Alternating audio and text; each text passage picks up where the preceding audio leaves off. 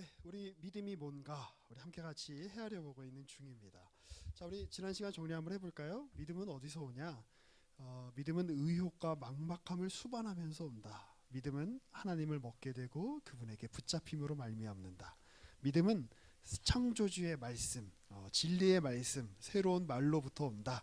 우리 믿음의 기원에 대해서, 근거에 대해서 이제 잘 정리하는 게 중요해요. 그러니까 계속 말씀드리죠. 내가 믿는 게 아니에요. 그 대상이 없는데 어떻게 사랑을 할 수 있겠어요, 그렇죠? 그 우리가 그때 우리 그 얘기 한번 했나요? 나는 예수를 믿는다에서 제일 중요한 게 뭐라 그랬죠? 예수를이에요, 예수를. 나는 꽃을 본다에서 먼저 제일 중요하고 제일 선행되어야 하는 게 뭘까요? 꽃이 있어야 돼요, 그렇죠? 꽃이 없는데 꽃을 어떻게 봐, 그렇죠? 나는 사랑에 빠졌다. 나는 그 뭐 이렇게 뭐 휴민 오빠와 사랑에 빠졌다. 뭐 이렇게 휴민 오빠를 짝사랑하게 됐다. 뭐 이렇게 그냥 가상으로 얘기를 하는 거예요. 제가 누구 떠올라서 하는 얘기가 아니고. 그리고 거기서 제일 중요한 건 뭐예요? 휴민 오빠지. 그렇죠? 그 대상이 없는데 어떻게 사랑을 해? 신앙이 그와 같아요. 주님이 우리 앞에 오셔서 사랑의 대상으로, 신앙의 대상으로, 믿음의 대상으로 서 계신다. 이게 가장 중요해요. 그러면 그렇게 주님과 우리가 이렇게 딱 그 사랑의 관계, 믿음의 관계 안에 딱 묶이게 되었는데, 그 안에서 일어나는 믿음이란 도대체 어떤 거냐, 무엇이냐 했을 때 믿음은 그분의 음성에 대한 반응이에요.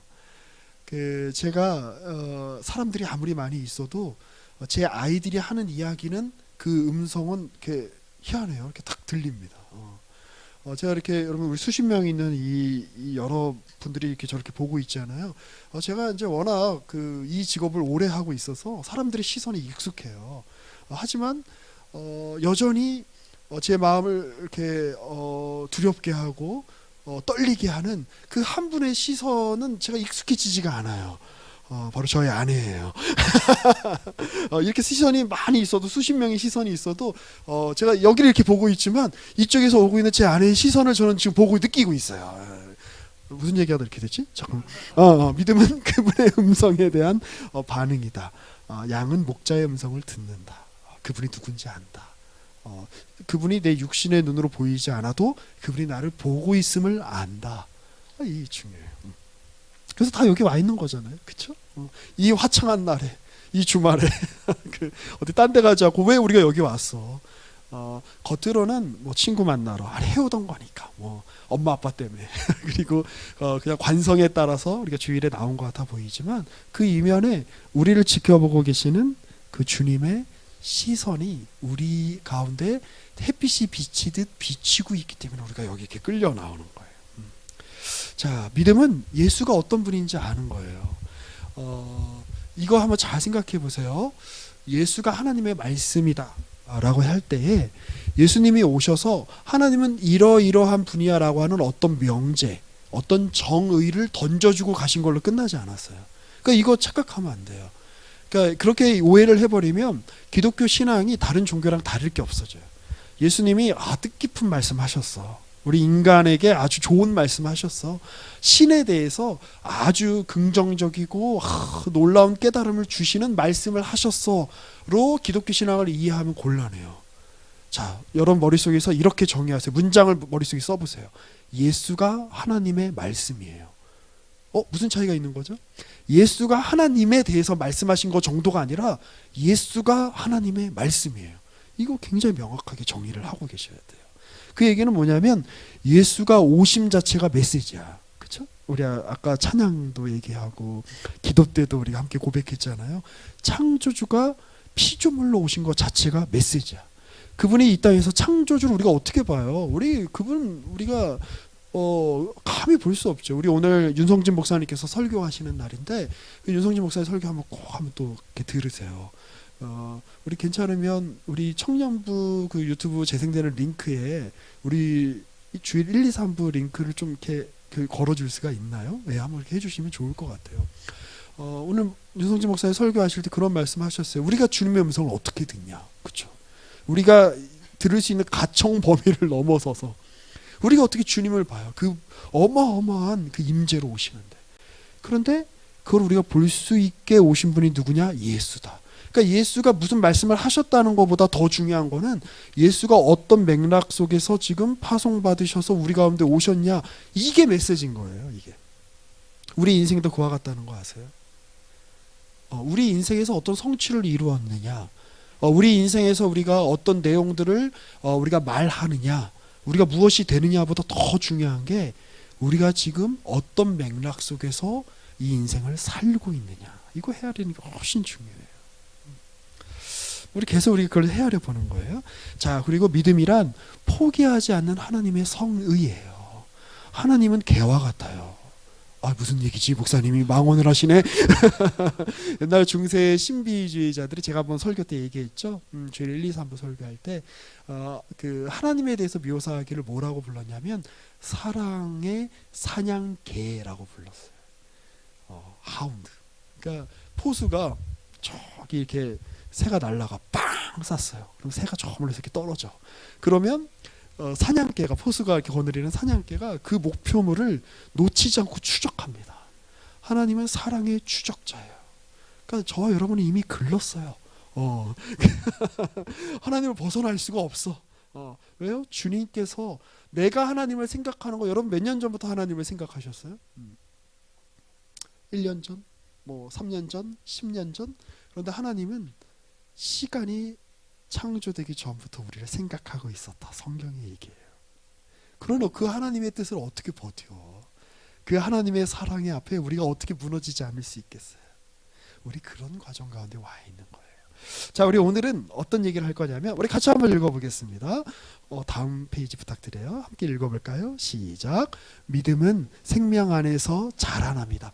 믿음엔 과정이 요구가 돼요. 믿음에는 시간이 요구가 돼요. 믿음은 자라는 거야. 우리가 믿음을, 내가 한번 나 예수 믿었어, 나 예수님을 구주로 영접했어 하는 걸로 끝나는 게 아니에요. 믿음은 자라나가는 거예요.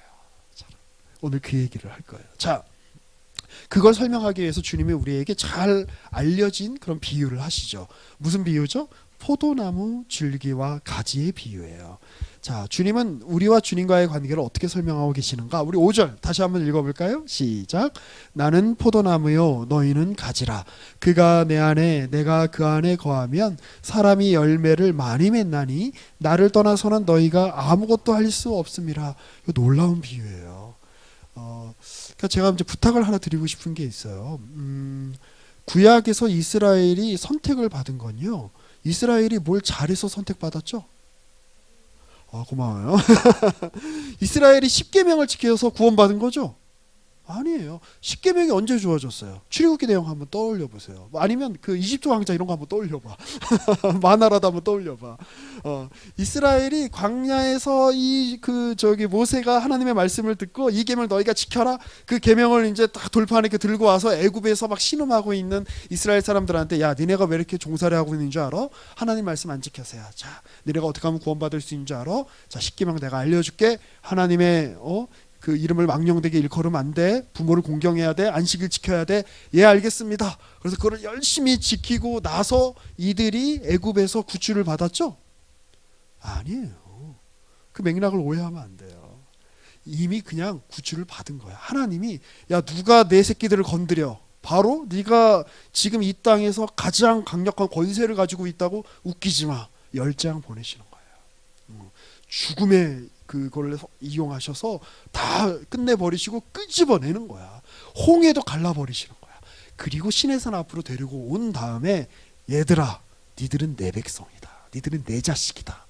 내 자식이라면 내 자식답게 굴어라. 그러면서 주는 게 뭐죠? 십계명이에요. 오해하면 안 돼. 근데 우리는 자꾸 어디에 초점을 맞추고 싶냐면, 내가 십계명 못 지켜서 구원 못 받으면 어떡하지? 이렇게 자꾸 초점 맞추고 싶어요. 이스라엘 역사 내내 이스라엘이 그 출애굽한 다음에 예수님 오실 때까지 한 1300년쯤 지났을 거예요. 그 1300년 동안 늘 주님의 마음에 흡족하게 행동하고 주님의 말씀을 잘 지켜서 주님께서 유대인의 한 사람으로 태어나신 거죠? 아니에요. 구약의 역사는 무슨 역사냐면 이스라엘이 말을 듣지 않은 역사예요. 이스라엘이 끊임없이 하나님을 배신하고 하나님의 말을 안 듣는 거야. 그러니까 이스라엘이라는 건 뭐의 상징인 줄 아세요? 이렇게까지 하나님 앞에 패역함에도 불구하고 하나님을 배신함에도 불구하고 이 이스라엘을 언약의 백성으로 끝까지 붙잡고 계시는 하나님은 누구시냐? 이게 구약의 메시지예요. 이게 나중에 바울이 로마서 이제 9장에서부터 11장까지 그 논증을 하는 거예요. 하나님은 도대체 어떤 분이시길래 이렇게 배신하는 이스라엘을 끝까지 놓지 않으시냐? 그러니까 우리가 이스라엘을 구약의 이스라엘을 떠올릴 때 그걸 생각을 해야 되는 거예요. 이스라엘의 패역함에도 불구하고 놓지 않으시는 하나님. 근데 제가 좀 이상한 게 있어. 가끔 이제 그 수년 전부터 이런 얘기 하면 안 되는데 그 광화문에서 이제 이렇게 막 이렇게 집회하시는 분들이 있어요. 막 태극기 흔들면서 오케이 태극기 오케이 성조기를 막 흔드시더라고. 성조기 뭐 좀 약간 뭐 이렇게 약간 자존심 상하지만 오케이 뭐 흔들 수 있어.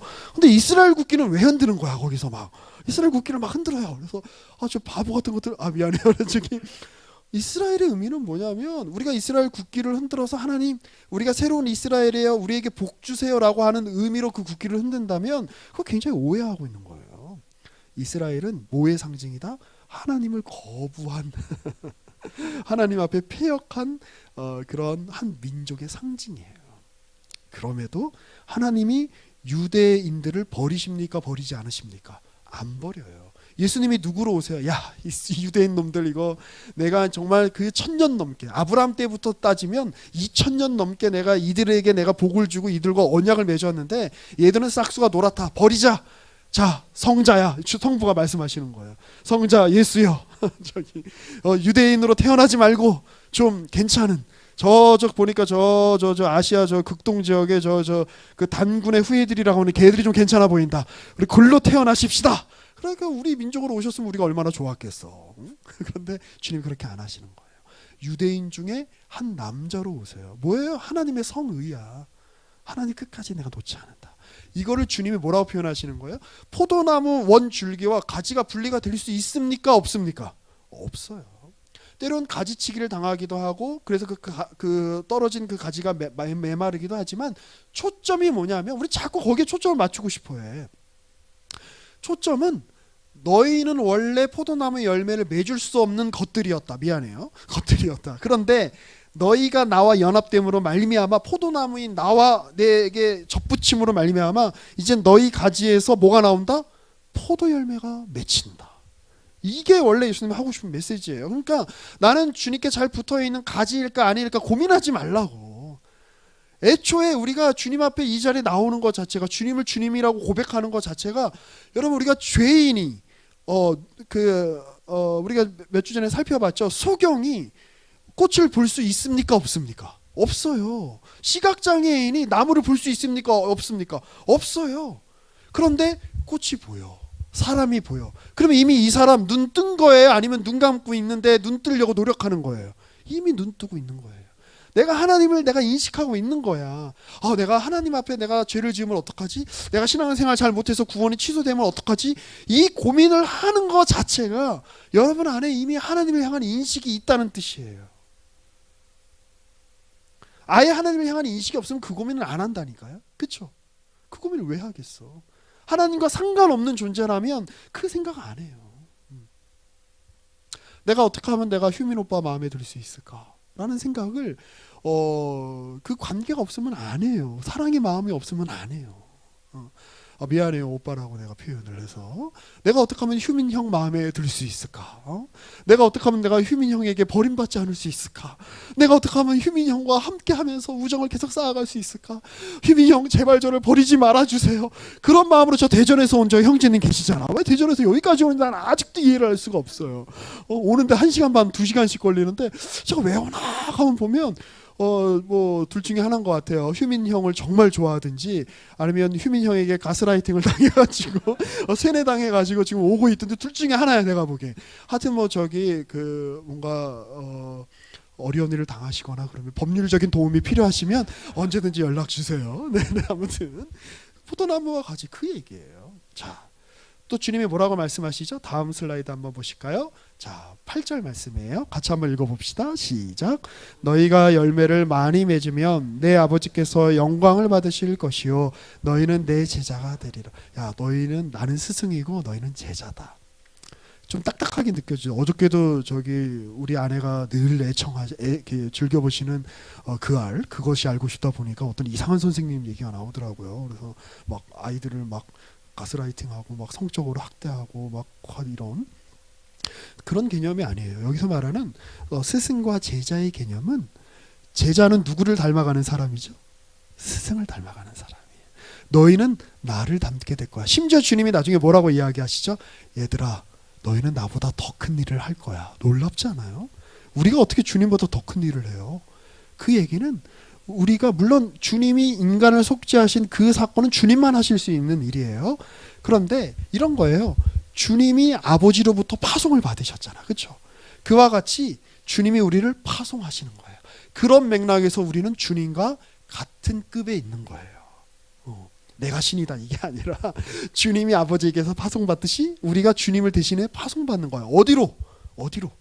삶의 우리의 자리로. 뭐 학교에서 일하시는 분들은 학교로, 직장에서 일하시는 분들은 직장으로, 백수의 그 영광스러운 삶을 사시는 분은 백수의 그 자리로. 아버지께 아들이 보냄을 받은 것 같이 우리가 주님께 보냄을 받는 거예요. 그 안에서 예수가 하신 일 우리도 하게 될 것이다. 이 성경의 이야기. 자, 다음 슬라이드 한번 볼까요? 자, 내가 이거 스승과 제자라고 그랬구나. 예, 이제 친구로 바꿔주세요. 머릿속에서 친구. 지금 바로 바꾸게? 좋아요. 예. 네네. 우리 준영진이 바로 이렇게 실행이 되는 놀라운 실행력을 갖고 있어요. 거의 하나님의 그 창조의 실행력과 버금가는 훌륭합니다. 좋아요. 친구. 주님이 우리를 친구라고 불러요. 같이 한번 읽어보겠습니다. 15절 시작. 이제부터는 너희를 종이라 하지 아니하리니 종은 주인이 아는 것을 알지 못함이라.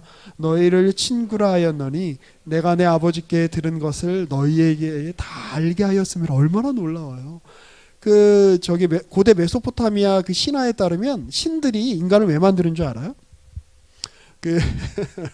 신들도 인간 사회랑 똑같아요. 다른 모든 종류의 신화를 보면 다 인간 사회의 투영이에요. 그러니까 인간의 특히 지배 계급의 어떤 투영인데 신들끼리 막 싸우다가 한 신이 신들의 싸움에서 져요. 그래가지고 아주 힘든 일을 하게 된 거야. 허드렛 일을 하게 된 거야. 근데 신이 나도 가오가 있지. 내가 신인데 그래가지고 뭘 만들까요? 인간을 만들어요.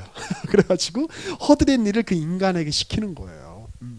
이게 고대 메소포타미아의 그 인간과 신에 관한 인식이었어요. 그 당시를 지배하고 있는 귀족 계급, 왕족 계급과 평민들. 그 당시 평민이라는 건 거의 노예 상태에 불과하죠. 이제 그런 것들을 어떻게 보면 이제 신화화해서 그렇게 투영을 하고 있는 거죠. 그런데 주님은 뭐라고 그러세요? 야, 너는 내 친구다. 너는 내 친구다. 친구한테는 비밀도 얘기한다. 못할 얘기가 없다. 주님이 우리를 그렇게 부르고 계세요. 자, 그런 주님이 우리에게 요구하는 게 뭘까요?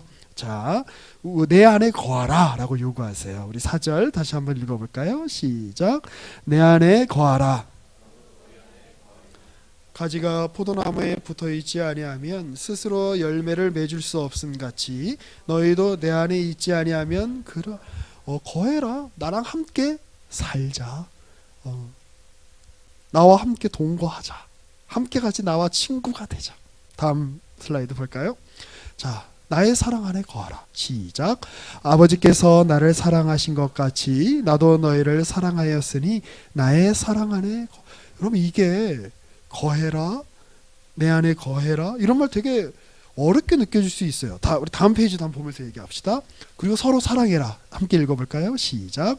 내가 이것을 너희에게 명함은 너희로 서로 사랑하게 하려 함이라. 제가 처음에 드렸던 말씀을 떠올려 보세요.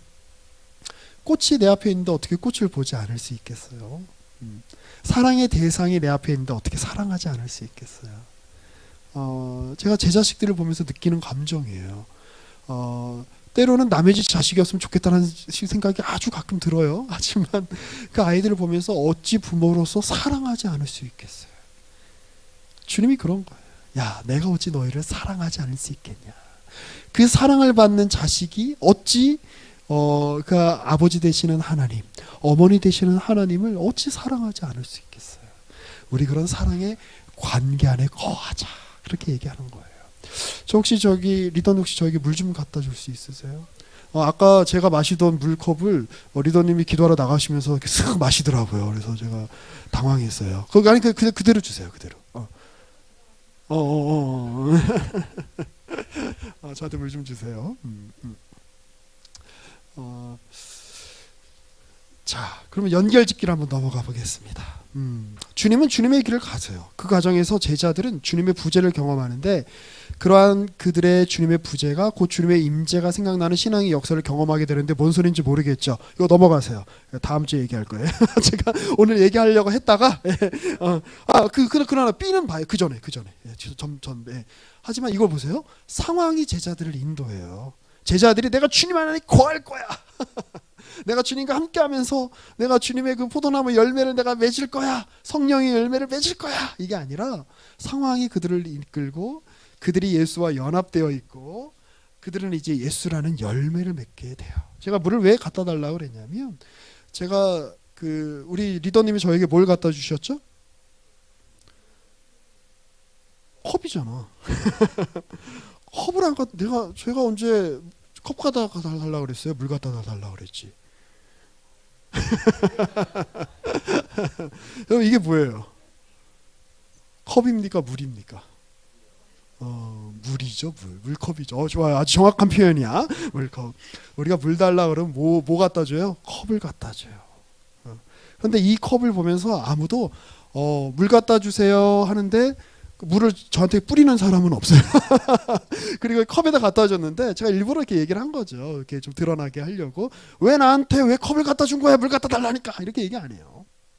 마찬가지예요. 사람들이 여러분을 보면서 여러분들의 인생이라고 하는 그릇, 여러분들의 삶이라고 여러분들의 실존이라고 하는 이 컵에 누가 담긴다? 예수가 담긴다. 옆에 이번 주에 보니까 진달래꽃이 피었어요. 그 진달래꽃을 이렇게 보면서 사람들이 야 저기 진달래가 있네 이렇게 이야기해요. 저기 개나리가 있네 이렇게 이야기하지 저기 화단이 있고 밭이 있고 그 밭에 개나리가 피었네라고 정확하게 얘기 안 해요. 그냥 진달래 봐 그러면 진달래를 보는 거예요.